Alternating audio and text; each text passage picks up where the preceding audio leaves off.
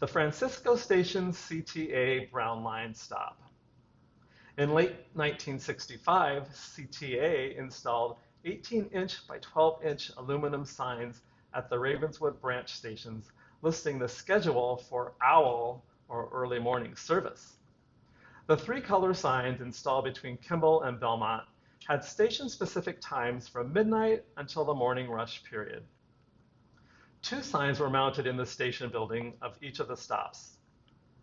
Previously, cardboard placards with late-night train times had been posted at the stations, but they had small, hard-to-read type and were frequently damaged or missing. The metal signs were installed at the request of the Ravenswood Manor Improvement Association, which sent a letter to CTA Chairman George Dement in August of that year to ask if the permanent signs be installed in lieu of the cardboard ones. At the time, CTA stated they planned to eventually install similar permanent schedule signs at all of the stations on the L, but this appeared to never come to fruition. In 2005, the station was slated for demolition by the CTA as part of the massive Brown Line renovation project. But the community stepped in and ultimately won their fight to preserve this building. The 1907 station house here was preserved and restored in the new facility alongside a more spacious fare collection area.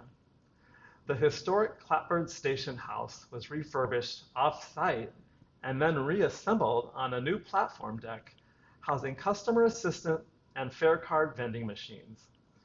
To accommodate additional turnstiles, a small, sympathetic addition was constructed behind the station, matching its style and the materials. The historic platform canopy and wood-paneled windbreak underneath were also preserved. ADA accessibility was ensured with a landscaped ramp leading to the station's front entrance.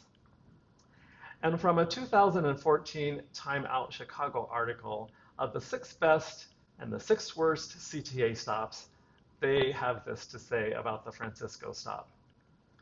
That magical moment when the elevated train glides down to street level can only be beat by emerging at this stop and walking down the ramp covered in mosaics that appear to look like a Persian rug.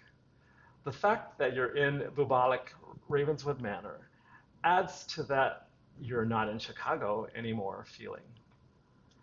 Also, it's interesting to note that some scenes from the Richie Rich movie with Macaulay Culkin were filmed in Chicago, including the Ravenswood Manor neighborhood Francisco stop on the CTA Brown Line.